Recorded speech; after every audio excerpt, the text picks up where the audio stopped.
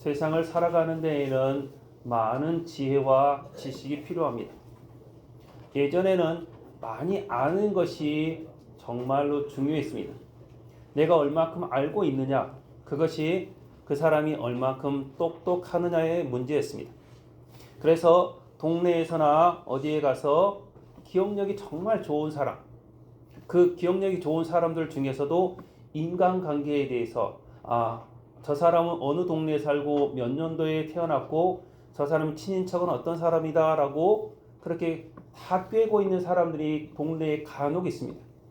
우리가 그런 사람들을 흔히 호족계장이다 라고 말합니다. 저 사람은 면사무소 호족계장이다. 말 안 해도, 누가 뭘 말 안 해도 저 사람 귀에 한번 들어가면 다 기억을 한다라고 하면서 그렇게 말을 합니다. 저랑 같이 활동을 하는 어떤 목사님도 그런 분이 계십니다. 그분은 이제 60대 후반이신데 그 목사님은 젊었을 때부터 기억을 하십니다. 군대 시절에 함께 근무했던 그 군대 동기의 목소리를 아직까지 기억하고 있습니다. 그리고 그분에게 한번 어떤 정보가 들어가면 절대로 그분이 지워지지가 않습니다. 그래서 언제 신학교를 나왔고 언제 어디 교회에서 전도사 생활을 했고 어디서 목사 안수를 받았고 그걸 다 기억을 합니다. 그런데 지금은 여러분도 아시다시피 그렇게 많이 알고 있는 것이 그 사람이 똑똑하다라고 생각하지 않습니다. 예전에 컴퓨터가 없기 전에, 인터넷이 발달되기 전에는 내가 많이 알고 있는 것이 그 사람이 참 똑똑하다, 훌륭하다라고 생각을 했습니다. 그래서 흔히 말하는 주입식 교육을 많이 했습니다. 많이 알고 있으면 똑똑한 줄 알았습니다. 그런데 지금은 내가 많이 기억하고 있고 내가 많이 알고 있다고 해서 그 사람이 똑똑하다고 말하지 않습니다. 지금은 똑똑한 사람, 현명한 사람은 얼만큼 정보 검색을 잘하느냐, 그리고 그 내게 주어진 정보가 얼만큼 진실이냐 거짓이냐를 구별할 수 있는 사람이 똑똑한 사람이고 지혜로운 사람입니다. 그래서 내가 많이 알고 있는, 지식을 많이 가지고 있는 사람이 아니라 이제는 지혜로운 사람이 더 필요한 세상이 되었습니다. 이제 우리들 다들 작년부터 계속해서 많은 사람들의 입에 오르내리는 것이 AI입니다. 인공지능이라는 말을 수도 없이 여기저기에서 말을 합니다. 여러분들이 가장 가까이에서 인공지능으로 하는 것이 여러분 가까이에서 있습니다. 세탁기, 밥통, 청소기, 여러분 주변에 있는 것들이 다 인공지능으로 되어 있습니다. 밥을 내가 얼만큼, 쌀을 얼만큼 안 치고 물을 얼만큼 하면 이게 시간이 얼만큼 돼서 얼마만큼 증기를 뽑아내고 얼마 시간이 지나서 밥이 되는 것. 세탁기에다가 빨래를 넣으면 세탁기가 알아서 빨래 양을 확인하고 그것을 세탁하는 시간들을 다 조절을 합니다. 여러분, 우리 가까이에 인공지능들이 많이 있습니다. 그런데 우리들이 그것들을 보고 똑똑하다고 말하지 않습니다. 밥통이 밥을 잘 짓는다고 해서 야, 너 정말 음식 솜씨가 뛰어나구나 말하지 않습니다. 그것은 단지 기능적인 것뿐입니다. 더 중요한 것은 그것들을 잘 활용하는 사람이 있어야 되는 것입니다. 내가 많이 알고 능력이 많은 것이 중요한 것이 아니라 내가 어떻게 그것들을 지혜롭게 활용해 나가느냐가 중요한 것입니다. 예전에 우리나라에 보면 여러분 광대가 있었습니다. 이 광대들이 우리나라에서는 주로 하는 것이 탈춤을 많이 추었습니다. 탈춤을 추면서 양반들을 비꼬기도 하고 그 사회에 있는 그런 많은 안 좋은 것들을 그렇게 이야기하면서 그 사회 가운데에서 진리를 찾기를 참 노력을 했던 시기도 있었습니다. 여러분, 양반들보다 그 어릿 광대들이 더 어찌 보면 똑똑했고 현명했습니다. 여러분, 우리가 조선시대에 영의정이니 좌의정이니 하는 사람들, 그 사람보다 더 똑똑하고 정치 처세를 잘한 사람이 있습니다. 우리가 그 사람들을 가끔씩 무시하지만 궁궐에 사는 내시들은 여러분 평생 동안 궁궐에 살아갑니다. 평생 동안 그들은 왕을 한 사람이 아니라 두 사람, 세 사람 계속해서 왕 옆에서 왕을 모시고 살아갑니다.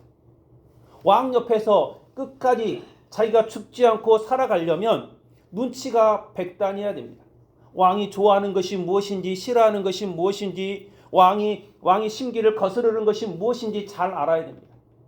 영의정이 좌의정이니 우의정이니 하는 그런 사람들보다 더 똑똑하고 더 지혜로워야 내시를 비롯한 그 궁궐에서 살아갈 수가 있었던 것입니다. 지금도 보면 좀 다른 표현이겠지만 공무원들 보면, 여러분 공무원들도 보면 계속해서 바뀌는 정규직 공무원들이 있습니다. 그런데 정규직 공무원들 말고 공무직 공무원들이 있습니다. 이 공무원들은 쉽게 자리를 바꾸지 않습니다. 어떤 경우에는 5년, 10년씩 그 자리에 꾸준히 있습니다. 한 자리에서 5년, 10년씩 있으면 여러분 아무리 바보라고 할지라도 계속해 사는 일이기 때문에 그 일이 능숙해집니다. 다른 공무원들 와봤자 1년, 2년이면 하고 갑니다. 1년, 2년 하고 가는 사람과 5년, 10년씩 하는 사람, 그 일의 능률을 보면 그 자리에서 공무직들이 하는 것이 더 뛰어날 수도 있습니다.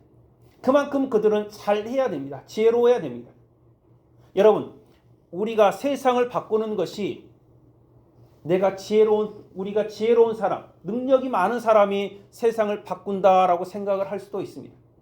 그러나 세상을 바꾸는 것은 지혜로운 사람들이 세상을 바꾸는 것입니다. 왕에게 가장 많은 말을 할 수 있는 사람이 영의정, 좌의정, 우의정이 아닙니다. 그 왕을 모시고 있는 내시들이 가장 말을 많이 할 수가 있습니다. 여러분, 우리 주변에서 여러분 저 사람은 조금 부족하다 할지라도 그 자리에서 끝까지 지키면서 그 자리를 잘 지키는 사람, 그 사람이 정말 지혜로운 사람이고 그 사람이 세상을 바꾸는 사람이 되는 것입니다. 그런데 우리들은 가끔씩 그럽니다. 세상에 영웅이 태어났으면 좋겠다. 세상에 현자가 태어났으면 좋겠다. 이 어지러운 세상에 영웅이 태어나서 이 어지러운 것들을 다 물리치고 이 나라에 평화를 줬으면 좋겠다. 이 혼락한 세상에서 현자가 태어나서 우리에게 지혜로운 말을 해서 우리가 그 지혜를 따라갔으면 좋겠다라고 말을 합니다. 그런데 여러분, 현자의 말을 들을 수 있는 지혜가 우리 가운데 있어야 됩니다.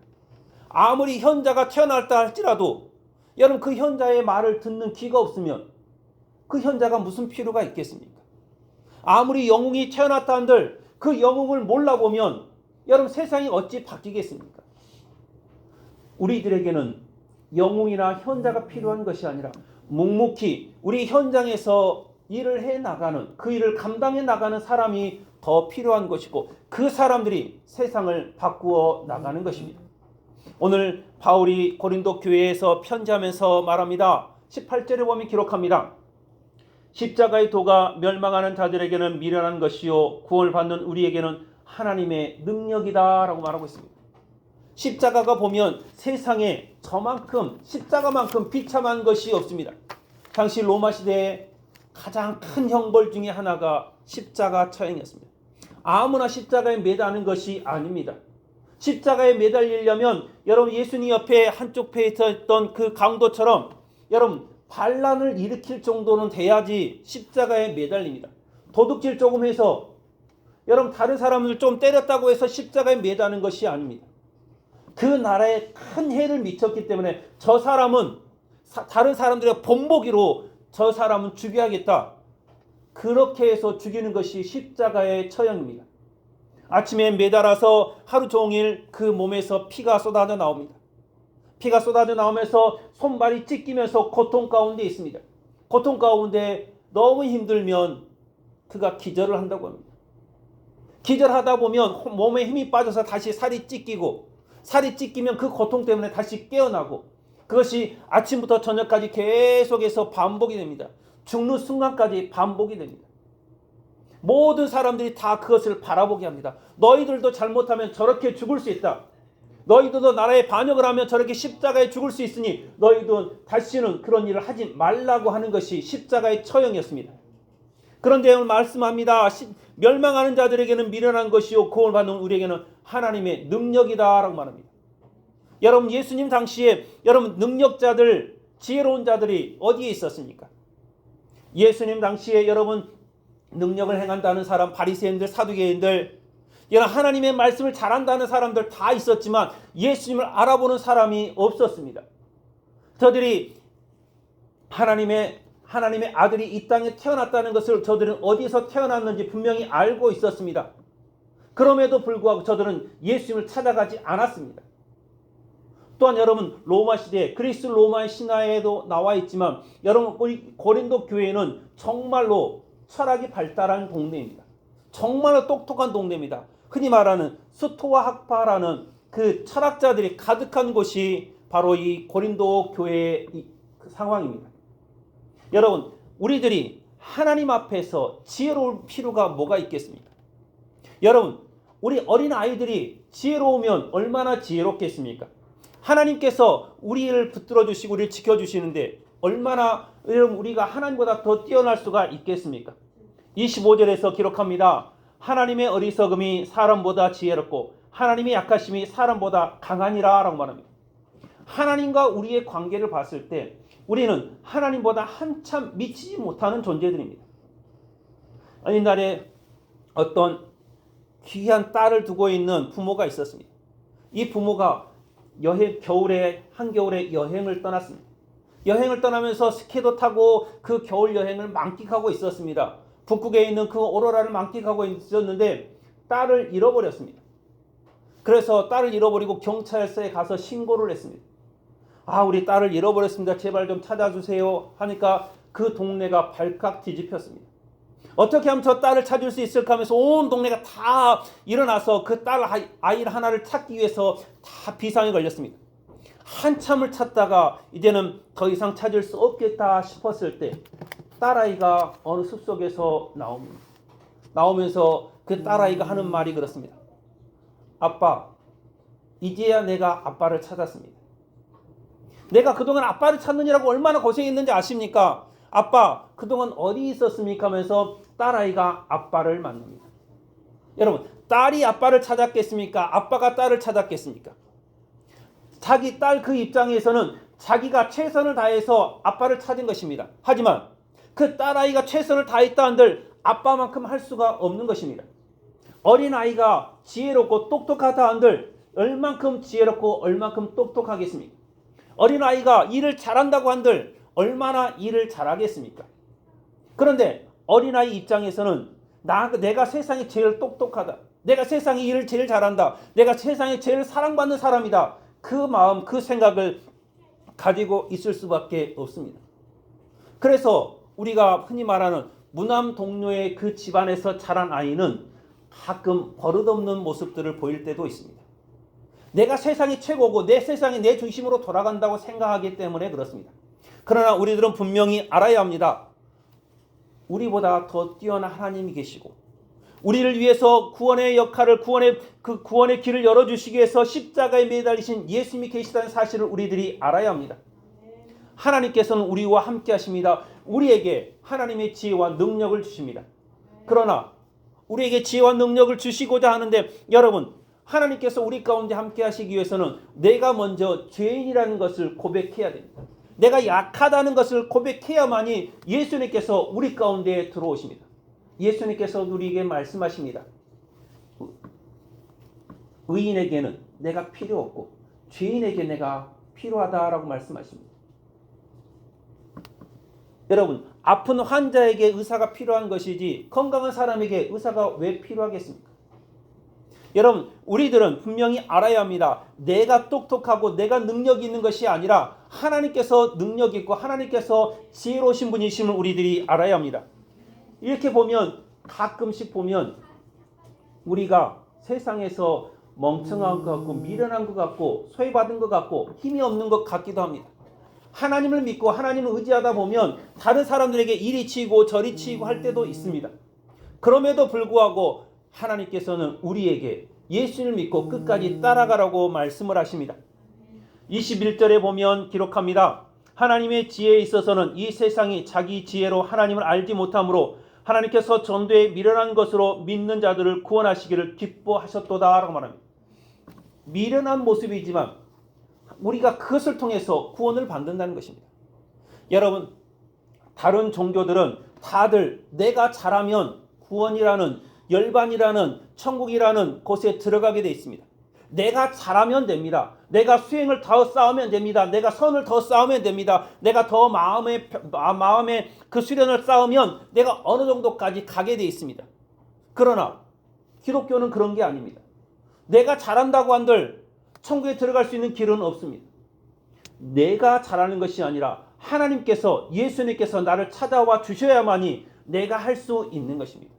내 능력이 아니라 예수님께서 해야만, 예수님께서 있어야만이 우리가 천국에 들어갈 수가 있는 것입니다. 그런데 우리들은 자꾸 생각합니다. 내가 뭔가를 해봐야겠다. 내가 더 헌신도 많이 봐야겠다. 내가 봉사도 많이 봐야겠다. 헌금도 많이 봐야겠다. 내가 더 열심히 해봐야겠다. 그 열심을 한들 우리들은 하나님의 구원의 반열에 들어갈 수가 없습니다. 오직 예수 그리스도의 이름을 영접한 자, 그들만이 하나님의 자녀가 되는 권세를 얻게 되는 것입니다. 우리는 어렸을 적에 노래를 많이 불렀습니다. 하나님의 나라에 가는 법에 대해서 우리는 다 배웠습니다. 돈으로도 못 가요. 힘으로도 못 가요. 똑똑해도 못 가요. 그렇게 노래 부르면서 오직 예수 그리스도의 이름으로 하나님의 나라에 간다고 우리들은 다 그렇게 입에서 부르터도록 귀에가 피가 나도록 그렇게 부르면서 들었습니다. 그런데 신앙생활하면서 성장하면서 막 생각합니다. 헌금 많이 해야지. 주일 꼭 지켜야지. 봉사 많이 해야지. 전도 많이 해야지. 여러분, 그렇게 한다고 해서 천국 가는 것이 아니라는 것을 우리들이 알아야 합니다. 물론 우리가 헌신 많이 하고 하나님 앞에 봉사 많이 하면 천국에서 상급은 더 있을 것입니다. 그러나 그것이 천국 가는 일과는 무관하다는 것입니다. 예수 그리스도의 십자가가 오직 우리의 구원의 기름을 여러분들이 기억하시기를 바랍니다. 다른 사람들은 천국 가려고 얼마나 노력합니까? 수억, 수천만 원을 씁니다. 다른데 봉사헌신을 얼마나 많이 합니까? 내가 다른 사람들에게 나는 선한 사람이다, 나는 좋은 사람이다 하면서 그렇게 보이려고 얼마나 노력을 합니까? 여러분, 그렇게 한다 한들 천국에 들어가는 것이 아니라는 것입니다. 천국에 들어가는 길은 오직 예수 그리스도의 이름을 부르고 예수 그리스도의 이름을 의지하고 영접하는 자만이 천국에 들어갈 수 있음을 기억하시길 바랍니다. 사도행전에서는 분명히 말합니다. 예수 그리스도 이름 외에는 천국에 들어갈 다른 이름을 우리에게 주신 적이 없다라고 말씀을 하고 있습니다. 다른 걸로 여러분 구원받으려고 하지 마시길 바랍니다. 바울이 있었던 초대교회 그 근처에서도 점점점 이단들이 생겨납니다. 예수님 믿어서 천국 가겠느냐? 그래도 우리가 구약의 율법을 좀 지켜야 돼 천국 가지 않겠느냐? 구약의 율법 얼마 되지도 않는데 10가지 10계명 정도는 지켜야지 우리가 천국 가지 않겠느냐? 그래도 우리가 교회 나왔는데 신앙생활하고 있는데 헌금도 해야 되지 않겠느냐? 여러분, 그러면서 사람들이 유혹하기 시작합니다. 네가 그래도 이 정도는 알고 해야 되지 않겠느냐 하면서 사람들을 유혹하면서 그들을 유대교로 그 형식적인 거로 점점 빠뜨려 갑니다. 사람들이 생각해 보면 그렇습니다. 예수님 믿는다고 천국 갈까? 내가 그냥 믿으면 천국 갈까? 그래도 예수님한테 미안하니까 내가 그래도 뭐라도 해야 되지. 그래야 내가 체면이 서지 않겠느냐 하면서 자꾸 거기에 빠져들기도 시작했습니다. 또 어떤 사람들은 그렇게 봅니다. 예수님 믿으면 능력이 나타난다더라. 바울을 보니까 가는 곳마다 기도할 때마다 병자들이 고쳐지고 아픈 사람들이 회복이 되어지고 죽은 사람도 살아나더라. 바울의 수고만, 바울이 지나가는 그 그늘만 지나가도 다 회복이 되더라. 역시 예수님 믿는 것은 능력이 나타나야 된다. 그러면서 그 사람들은 신비주의적인 것들을 계속해서 강조했습니다. 예수님 믿으면 이런 것들이 나타나고 저런 것들이 나타나고 신비주의인 것들이 많이 나타났습니다. 그러나 여러분, 그 신비주의적인 것들이 나타난다고 해서 이상한 우리가 생각하는 것들 말고 다른 것들이 나타난다고 해서 다른 능력이 나타난다고 해서 그 사람이 천국 가는 것이 아니라는 사실을 기억하시길 바랍니다. 내가 성경을 다 몰라도 됩니다. 내가 능력이 없어도 됩니다. 오직 예수님을 믿으면 천국 간다는 그 사실, 예수님께서 나를 위해서 십자가에서 물과 피를 다 쏟으셨다는 그 사실 하나만 믿으면 우리는 천국에 들어갈 수 있음을 여러분들이 기억하시기를 바랍니다. 오늘 아침에 잠깐 말씀을 드렸는데 여러분, 2년 전에 천국에 들어가신 김공숙 원사님, 여러분 그분은 105살이 되어서 천국에 가셨습니다. 105살이 되어서 천국에 가셨는데 그분이 여러분 한글을 모르십니다. 한글을 모르시고 찬양을 하면 그 평생 동안 찬양을 했기 때문에 다른 사람이 찬양할 때 자기는 잘 모르지만 계속해서 흥얼거립니다. 흥얼거리면서 찬양을 합니다. 예배 드리러 하나님 앞에 예배 드리러 나올 때 여러분도 보셨겠지만 한복을 입고 얼굴에 화장을 하고 오십니다. 왜 그렇습니까? 예수님 만나러 가는데, 하나님 앞에 예배를 드리러 가는데 내가 그냥 나올 수 있겠느냐? 그래도 일주일에 한 번인데 나를 위해서 물과 피를 다 쏟으신 그 예수님, 나를 구원하신 그 예수님을 만나러 가는 이 길인데, 그래도 내가 옷을 단정하게 입고 머리도 단정하게 빗고 화장도 예쁘게 하고 그렇게 하나님 앞에 나오는 것이 하나님 앞에 최소한 의지 않겠느냐 하면서 그렇게 매일매일 매주마다 그렇게 나오셨습니다. 여러분, 그것이 믿음이라는 것입니다. 내가 많이 알아서 천국 가는 것이 아닙니다. 많이 알면 좋긴 하겠지만 그것이 천국 가는 비결은 아니라는 것입니다. 내가 능력을 많이 행해서 여러분 천국 가는 것이 아닙니다. 우리나라에 여러분 많은 이단들이 있습니다. 여러분 초대 우리나라에서 전도관을 세웠던 장로가 있습니다. 그 장로는 여러분 전도관을 세웠던 그 장로는 우리나라에서 기적을 가장 많이 베푼 그 장로라고 합니다. 여러분 그 사람이 기도하면 다 응답되어지고 이루어졌다고 합니다. 다 해졌다고 합니다. 지금은 우리가 여러분 이단이라고 하지만 여러분 장성의 할렐루야 기도원에 가서 여러분 그 기도원 가서 물을 얼마나 많이 사왔습니까? 생수라고 그 물 마시면 건강해진다고 얼마나 많이 했습니까? 가서 기도도 많이 받았습니다. 여러분 기도해서 하면 여러분 다 응답 받았습니다. 그런데 지금은 어떻게 합니까? 이단이라고 그 근처도 안 갑니다. 할렐루야 기도원이 아니라 좀 더 가면 더 좋은 기도원이 있습니다. 할렐루야 기도원이 아니라 더 앞에 들어가서 장경산 기도원 거기 가면 더 은혜가 됩니다. 그런데 사람들은 거기에 있는 이초성 목사가 능력의 사자라고 하면서 얼마나 많이 찾아갔습니까? 그 능력이 있다고 해서 병 고치는 능력이 있고 사업에 잘 되는 능력이 있다고 해서 그 사람이 구원받는 사람이 아니라는 것입니다. 우리들이 신앙생활에서 가장 중요하게 여겨야 될 것은 오직 십자가의 은혜라는 사실을 여러분들이 기억하시기를 바랍니다. 예수 그리스도의 십자가 외에 자랑할 것이 우리에게는 없어야 되는 것입니다. 그러면 하나님께서 우리가 하나님을 따라서 예수 그리스도의 십자가를 귀하게 여기고 그 길을 따라서 구원받는다는 것을 믿고 따라가는 우리들을 하나님께서 더 풍성하게 해주시고 더 생명을 더해 주실 줄로 믿으시기를 바랍니다. 하나님을 따라가는 사람들, 여러분 힘들고 어려운 사람들이 없었습니다. 다 그들에게는 하나님께서 풍성함으로 다 채워주셨습니다. 고난길에 있었지만 그 고난도 능히 감당할 수 있었던 것입니다. 바울이 오늘 30절에서 보면 이렇게 기록합니다. 너희는 하나님으로부터 나서 그리스도 예수 안에 있고 예수는 하나님으로부터 나와서 우리에게 지혜와 의로움과 거룩함과 구원함이 되셨으니 라고 말합니다. 바울이 이렇게 말합니다. 하나님께로부터 나와서 우리의 지혜와 의로움과 거룩함과 구원함이 되셨다. 예수 그리스도의 십자가가 바로 그런 것들입니다. 요즘 많이들 십자가 귀걸이, 십자가 목걸이, 또 십자가 키걸이들 많이 하고 다닙니다. 믿는 사람이든 안 믿는 사람이든 그것들을 많이 하고 다닙니다. 그것이 장식품이 되어서는 안 되는 것입니다. 십자가가 내 온전한 하나님을 향한 내 신앙의 고백이 되어야 하는 것입니다. 그냥 교회 종탑에 달려있는 십자가, 교회 예배당 앞에 달려있는 십자가, 그런 십자가가 아니라 내 마음을 찌르는, 내 마음 속에서 살아 역사하는 십자가가 되어야 합니다. 나는 십자가 외에 자랑할 것이 없다라고 말하는 바울의 고백이 우리의 고백이 되어야 하는 것입니다. 사랑하는 성도 여러분, 하나님께서는 우리에게 귀한 구원의 십자가를 주셨습니다. 다른 것이 아니라 다른 능력보다도 우리가 천국 갈 수 있는 유일한 길 십자가를 주셨습니다. 이제는 여러분의 자랑거리가 십자가가 되시기를 바랍니다. 내가 잘 산다, 내가 부자다, 내 자식이 잘 됐다. 여러분 그것이 자랑이 아니라 내가 예수님 때문에, 예수 그리스도의 십자가 때문에 내가 구원을 받았다라고 자랑하는 귀한 여러분들이 되시기를 주님의 이름으로 축원합니다. 기도하겠습니다.